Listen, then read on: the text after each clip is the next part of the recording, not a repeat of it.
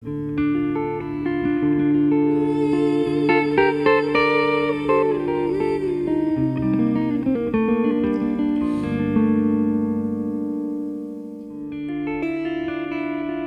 can either write a play or you can't write a play.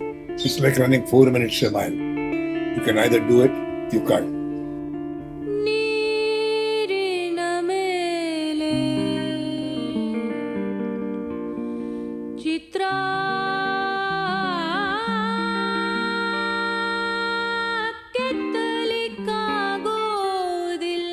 Welcome to The River Has No Fear of Memories, a series of conversations with Girish Karnad.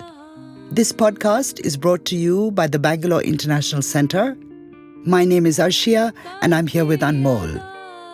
We recorded these conversations with Girish right before his death in June 2019. In these episodes, we have a chance to listen to Girish's wide-ranging observations about his life and his work. Along with excerpts from his plays, we'll hear various people talk about his legacy as an artist and as a public intellectual.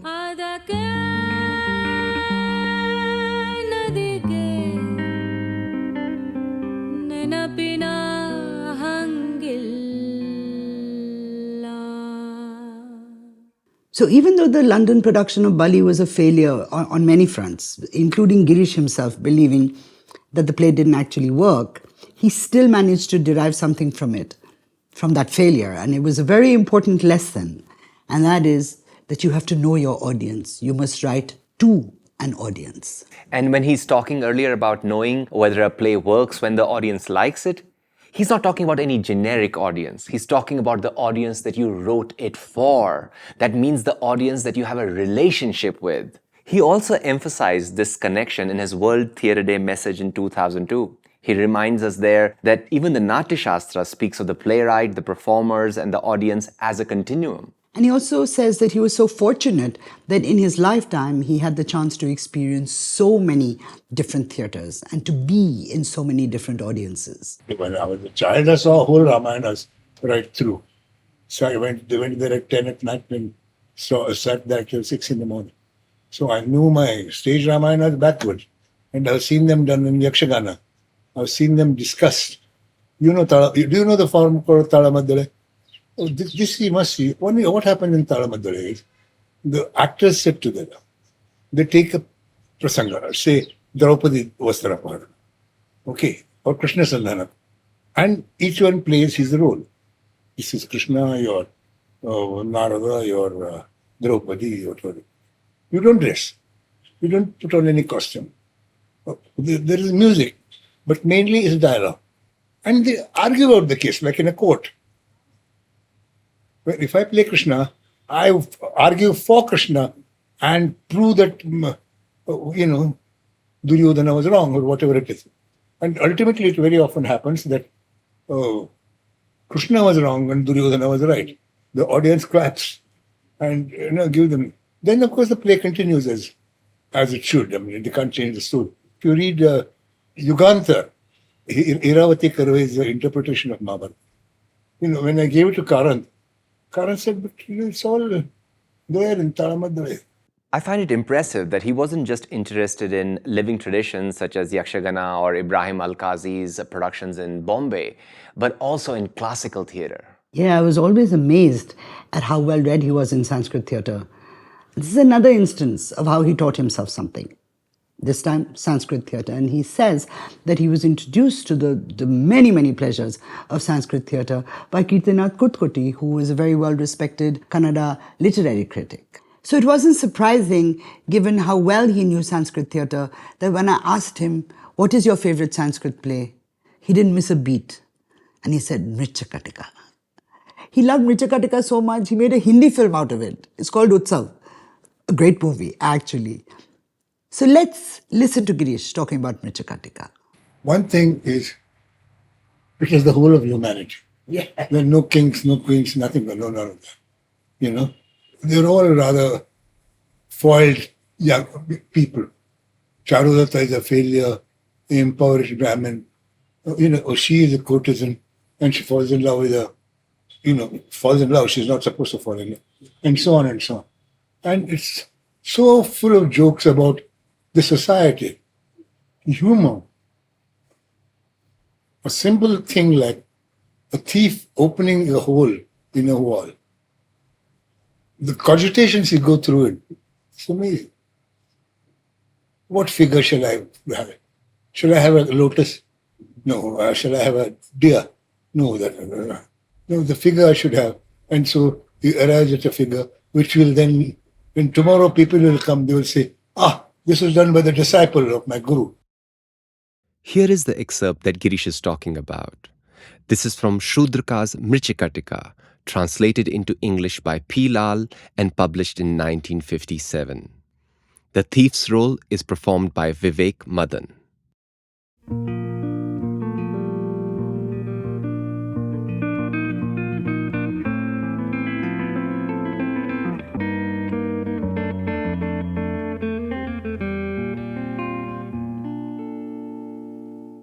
But now, how do I get in? On which side is the wall dampest? That will make the least noise. Where can I make a hole that I can cover up later? Where is the brickwork old and crumbling? How do I get in so that no woman spots me? And where's the swag? That's what the textbook says. This spot seems a bit weak. It's been exposed to the sun and rotted away. And here's a convenient rat hole. Wonderful. Oh, God of thieves, blessed sir, 1,000 thanks. Sir, you advise 4 ways of breaking in. First, for baked bricks. Pull them out. Second, for unbaked bricks. Cut through them. Third, for clay. Soften it up by wetting. Fourth, for wood. Saw through it. Here we have baked bricks, so pull them out. Here goes. Next, what shape shall I make the hole? Lotus? Lake? Half moon? Sun? Swastika? Water pot? The book says take your choice. The water pot, that will look nice in this wall. Last night they complained I wasn't artistic. My breeches, they said, should have been made with better taste. Oh, God of thieves, blessed sir, thanks again. Oh, giver of good, oh, God of the golden spear, 1,000 thanks. And thanks to my teacher, who taught me the whole bag of tricks. No one sees me, no sword finds me. Damn, I've forgotten my tape. I hope this will do instead. The sacred thread's a useful thing to a Brahmin, especially a Brahmin like me. It's just the thing to measure walls. It's handy to pull up jewelry to pick locks. And if a snake bites, it's first class for first aid. But let's get going. First, measure the wall. Then, out with the bricks. One still left. Damn it! A snake! That should do for now. I see a light. A candle. The light floods the darkness like pure gold. And now in I go. No, wait. First, the feeler. That's what the book says. All clear? 1,000 thanks, blessed sir.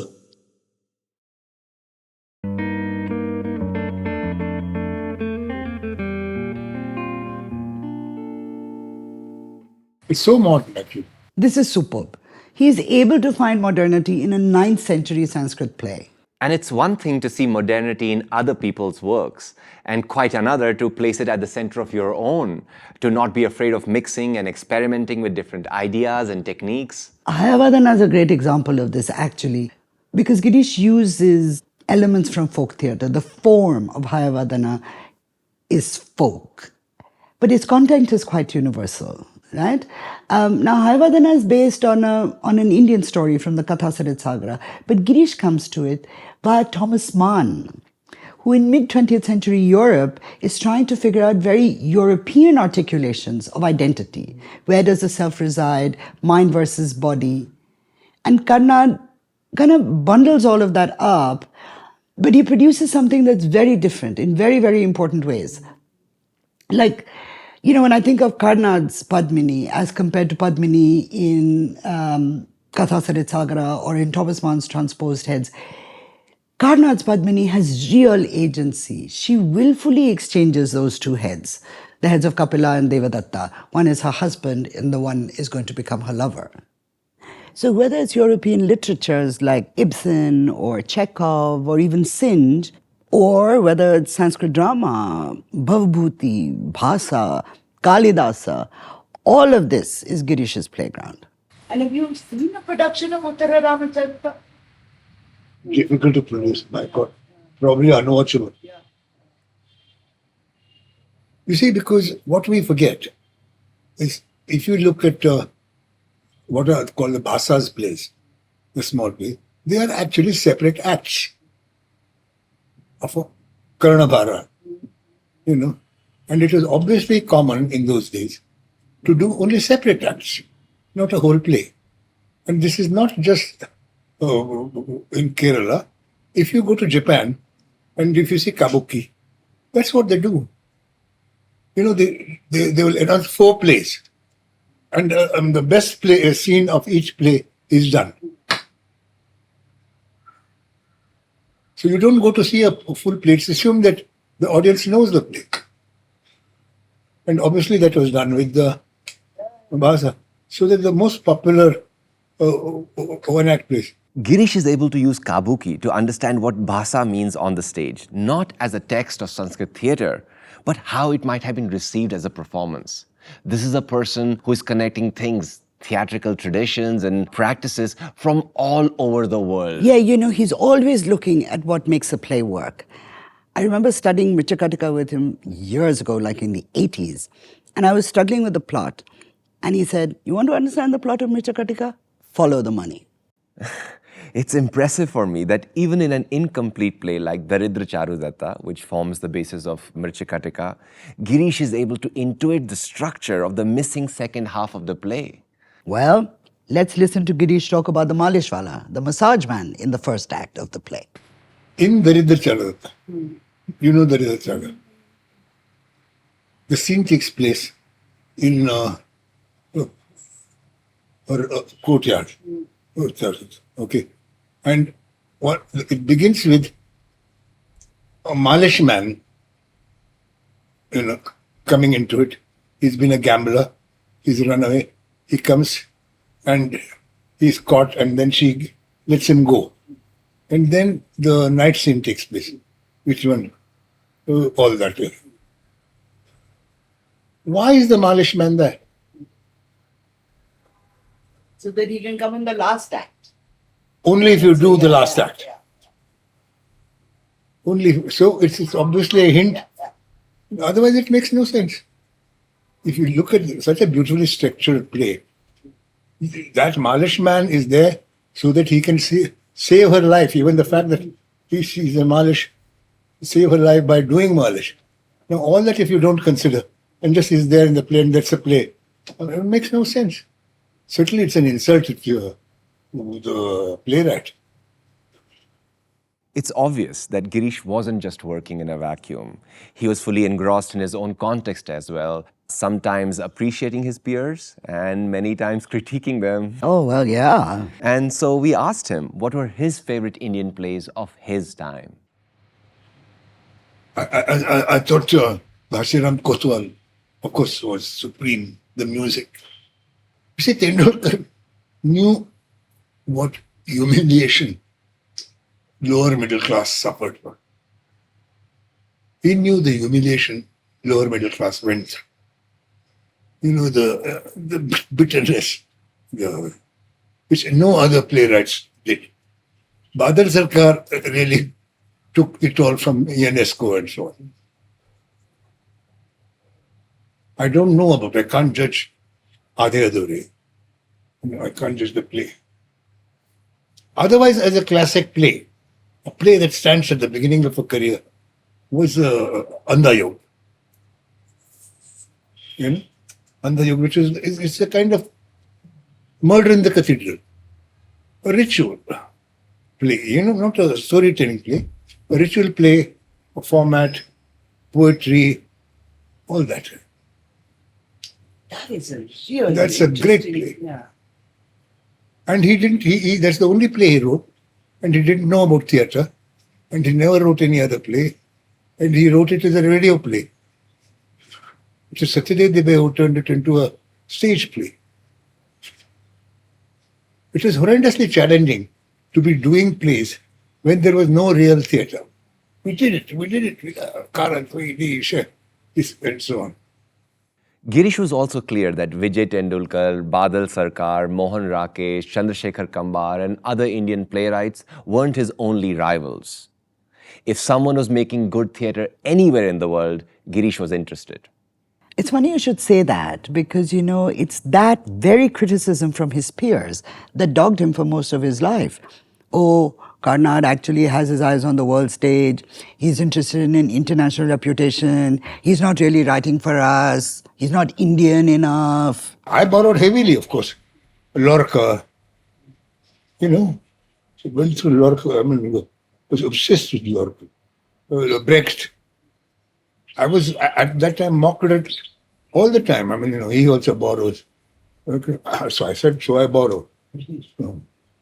We have on the one side Ibsen, which is perfect for a particular kind of a mystery at the beginning, which comes out. And then we have Chekhov. And then in contemporary playwriting, the playwrights who have really very strongly influenced me are the Americans. They are very good at handling their contemporary life. Particularly Streetcar Named Desire. Also, Death of a Salesman. And later probably this, the one who did Virginia Woolf. And the moment I started writing historical plays, I would immediately read all in the West, here, there, and see what I can get from it, become as good as. That goodness, and as Ramanujan quite correctly once pointed out to me, to most Kannada writers and Indian writers, his rival is within that linguistic circle. You don't think of the person outside there, which I learned from him to do. Someone writing in England, he writes a history play. What kind of a history play does he write? That I learned, and this also came, I think, fortunately for me, because my Oxford education. Let me give it a Kambar, a shepherd's son. He was taken, because he sang well, he was taken to a mutt. Because he was good at Kannada. The mutt gave him money, went to school and so on. He got the Jnanpith Award. But he doesn't acknowledge anyone's contribution. We all helped him at putting it. He saw him, he got it. Which is all right, because from where he came, and the tremendous Kannada he created, Jokumar Swami and so on. Extraordinary, but to me he is a limited playwright because he thinks he's got it. So, but maybe not, maybe he will develop. It's like when W.H. Auden was asked, at what point does a poet stop growing? At what point do you? And W.H. Auden said, think of Wordsworth, most brilliant poetry at the age of 24, nothing after that. Think of Yeats, dying at the age of 76, still writing the best poetry in the world. So He obviously wanted to be more Yeats than Wordsworth. But he was more like Yeats because he was writing well till the very end. Just before he died, he published Crossing to Talikota, which is a grand historical play in the Karnad tradition. But even for Talikota, he was so thorough with his sources. He looked at local histories, he looked at legends in Kannada, in English. He even got in touch with Richard Eaton, who is the historian of the Vijayanagara kingdom, and Eaton lives in Arizona. As we have said so many times before, he was constantly looking to learn more.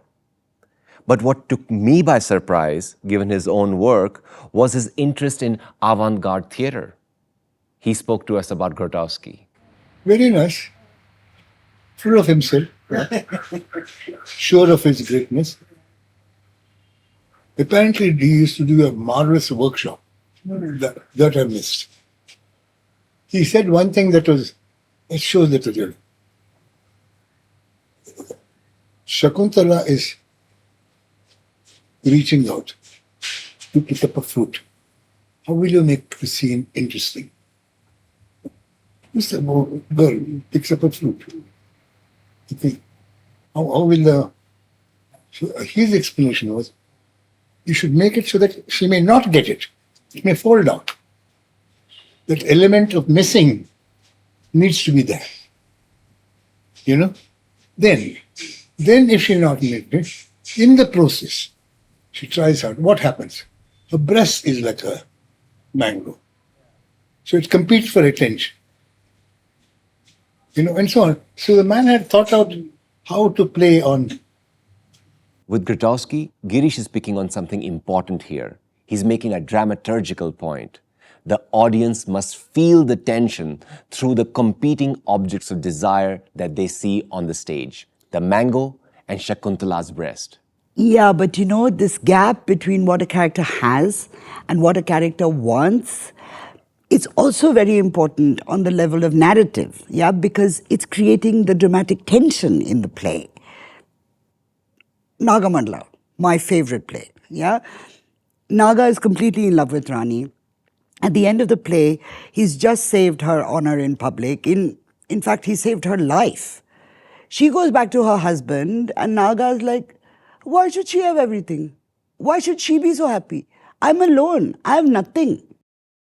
Let's listen to Naga's lament from the play Nagamandala, which was first published in English in 1990. Kafil Jafri is Naga.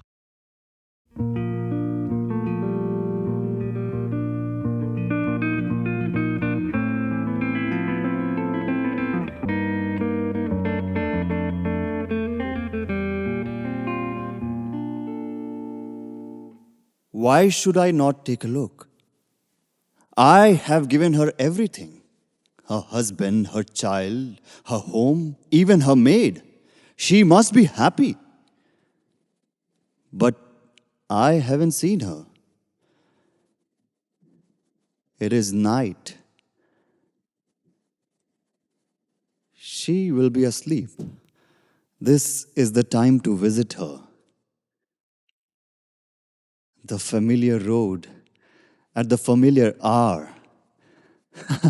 Hard to believe now I was so besotted with her.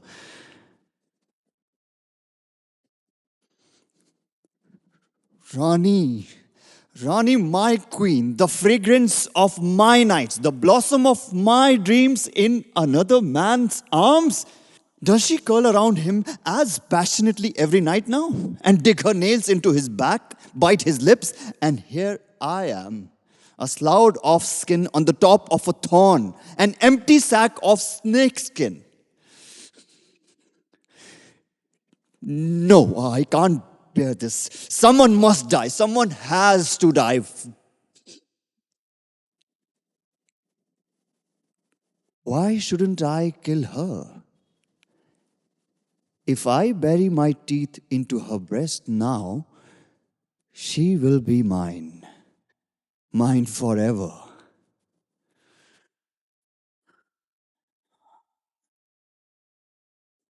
No, I can't. My love has stitched up my lips, pulled out my fangs, torn out my sack of poison. Withdraw your veils of light flames. Let my shame float away in the darkness. Don't mock me, gecko. Yes, this king cobra is now no better than a grass snake. Yes, that is it. a grass snake, a common reptile. That's what I am, and I had forgotten that. I thought I could become human, turn into my own creation. No! Her thighs, her bosom, her lips are for one who is forever a man. I shed my own skin every season. How could I even hope to retain the human form? For me, only her long locks, dark, jet black, snake princesses. They are like me, reptilian, cold, long. They are right for me. I shall summon my magical powers for the last time to become the size of her tresses, to become so thin, so small that I can hide in them, play with them, swim away in their dark flow. Become their size now. Enter her tresses. Make love to them. They have no sensation. They will not disturb her dreams. But for you, that will suffice.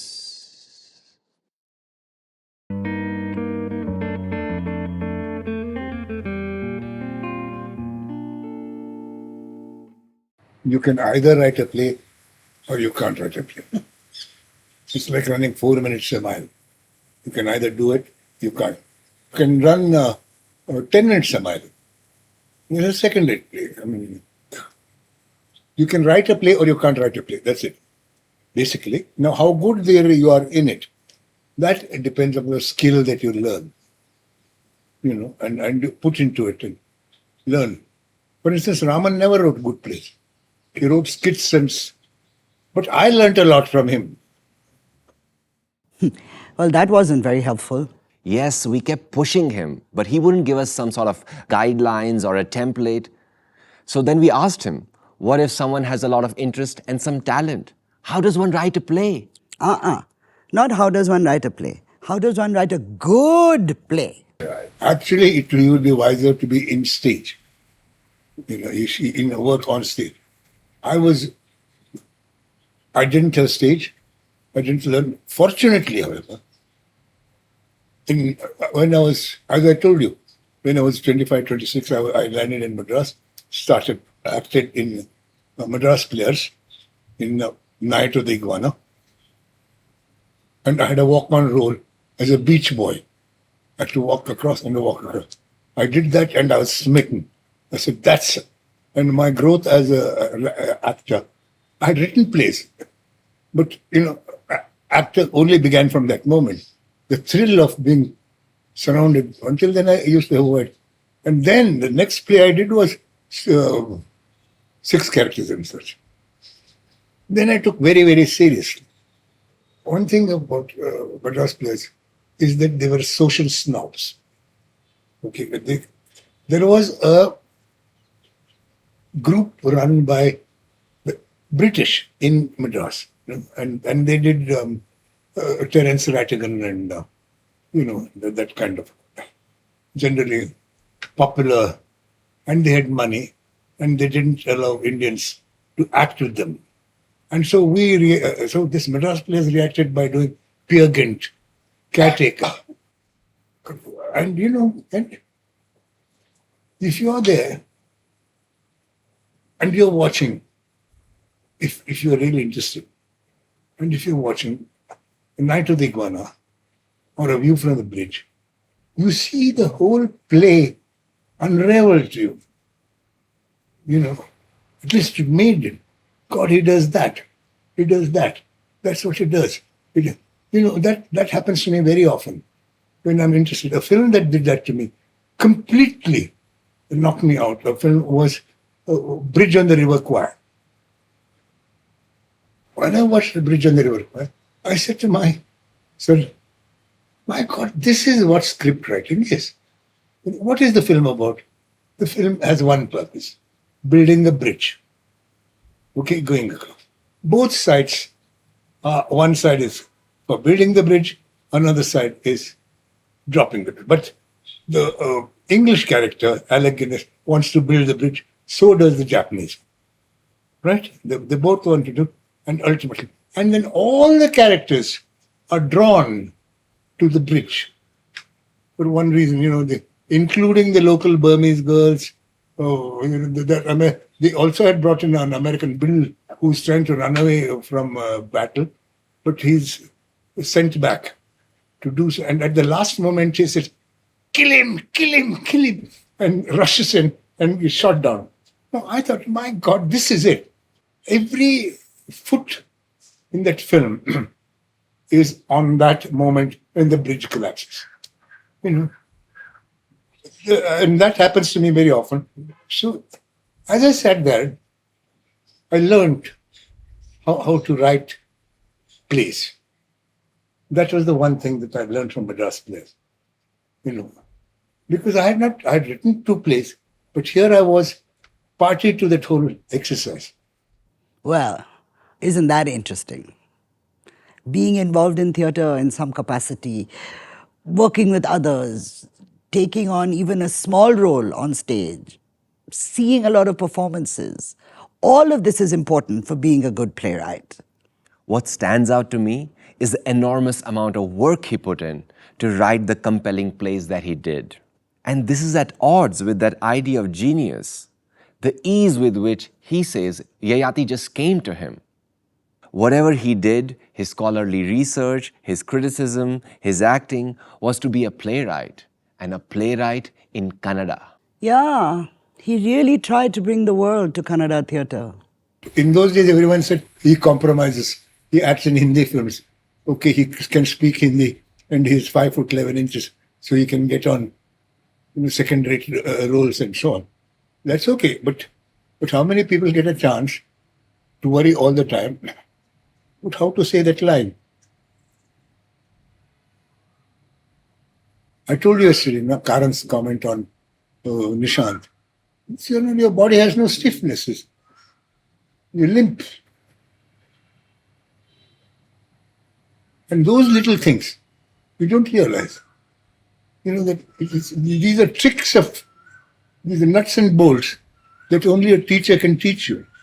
And you need it. Fortunately, I had people like Satyadev Dubey, Karan, who guided me in that direction. Like Ravi Shankar said, although he played with jazz musicians, with Japanese musicians, he never played a single note which was not Indian music. What he played was always Indian music. But he played Indian music that went with,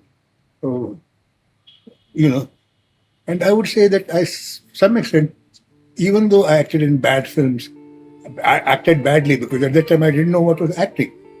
27 as you start acting. And I can see how stiff and boring I am and so on. But after that, everything I learnt in films went into theatre. I struggled to be a better writer.